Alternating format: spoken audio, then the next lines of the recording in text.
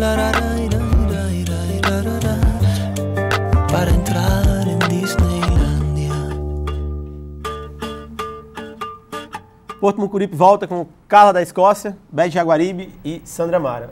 Bom, com qual dessas mulheres aí do intervalo vocês se identificam? Com a Bárbara de Alencar, Jovita Feitosa, Luiziane Lins, Patrícia Gomes, Maria Luísa, Raquel de Queiroz, enfim.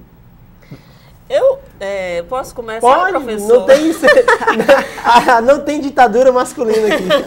Não, engraçado, o Ceará ele tem uma tradição de mulher forte. Eu tenho um amigo que diz assim que a gente constrói, o Ceará, o Nordeste constrói a mulher da pedra dura, viu? É uma quantidade de mulher, nós temos um referencial histórico de mulher forte bastante impressionante.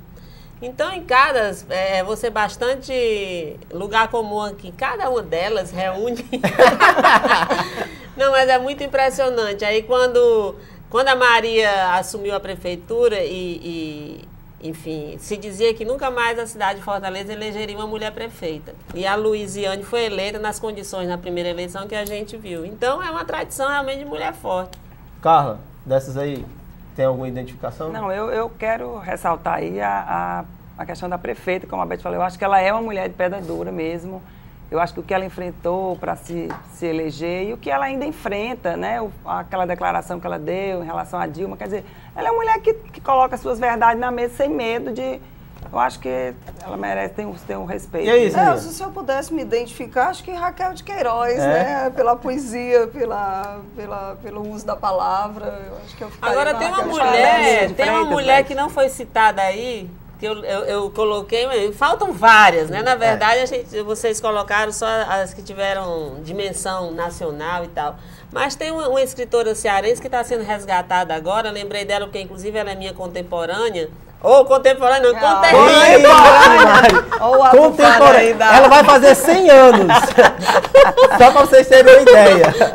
Conterrânea. Da Jaguaruana. Na Jaguaruana, que é Emília de Freitas, uma escritora do século XIX, do final do século XIX, que já falava na questão do massacre feminino, da sociedade patriarcal, no seu livro A Rainha do Ignoto, que está sendo agora resgatado. Bom, fica aí a lembrança, o registro.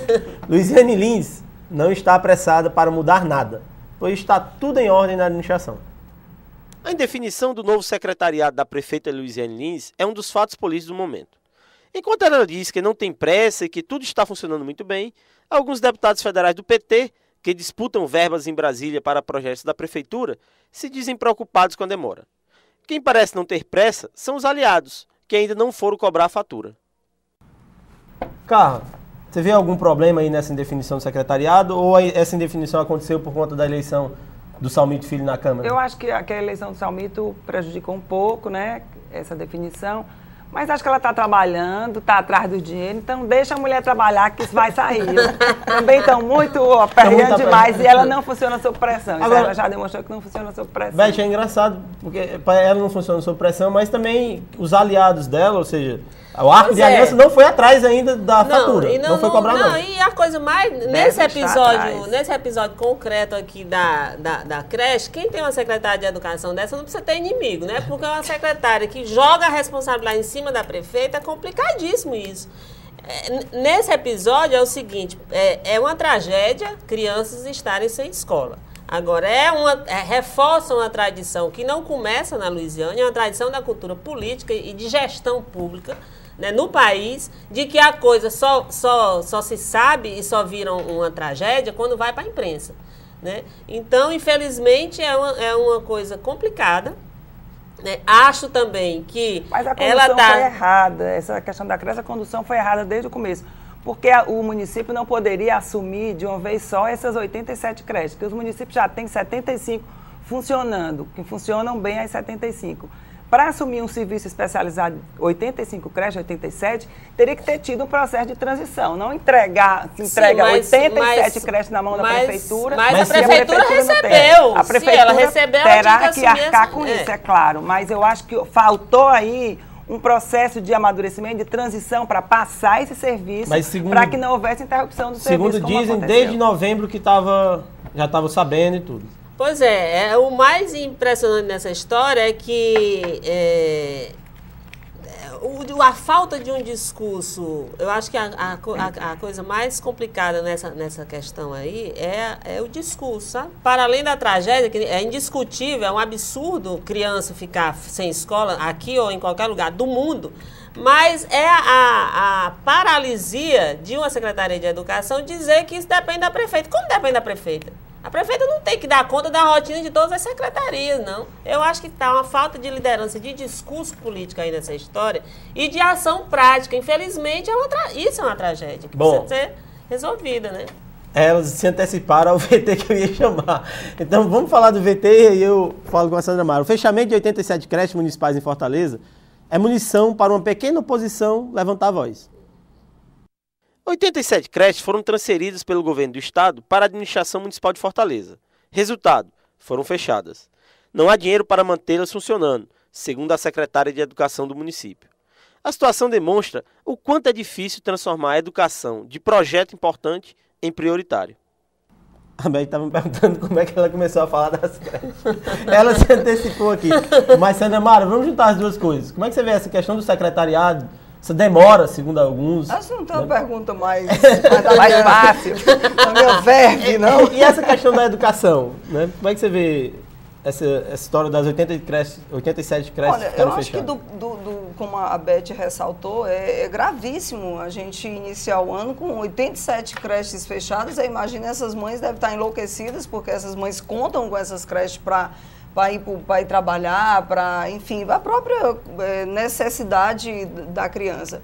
Agora, vejo que nesse período, quando você disse que foi em novembro, já se sabia, mas novembro, dezembro, a gente sabe que esse país só começa a funcionar depois do carnaval, né? Então, houve um pouco esse adiamento aí, uma ineficiência, me parece, da Secretaria de Educação de trazer um problema para a prefeita, quando na realidade não é só dela o problema, né? Eu acho que é um problema de transição e que merecia ser agilizado para que essas crianças fossem para a escola, mas, enfim, acho que vocês têm mais condições de analisar isso aí do que eu. Mas você acha que ia demorar a escolher o secretariado, isso traz algum prejuízo para a cidade?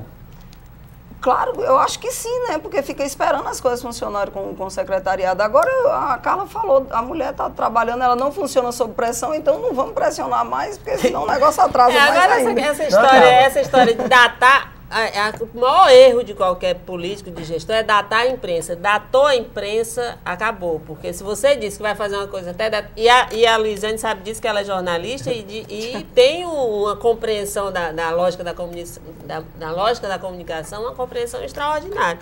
Agora, a imprensa está muito forte em relação a isso. Acho que é mais sério o problema das creches do que dos secretários. Bom, tiver um intervalo ao som de Chico Buarque. A música é Mulheres de Atenas, com as imagens das mulheres que se destacam hoje no mundo e que viraram celebridades aí. Mirem-se no exemplo daquelas mulheres de Atenas, vivem pros seus maridos, orgulho e raça de Atenas. Quando amadas se perfumam,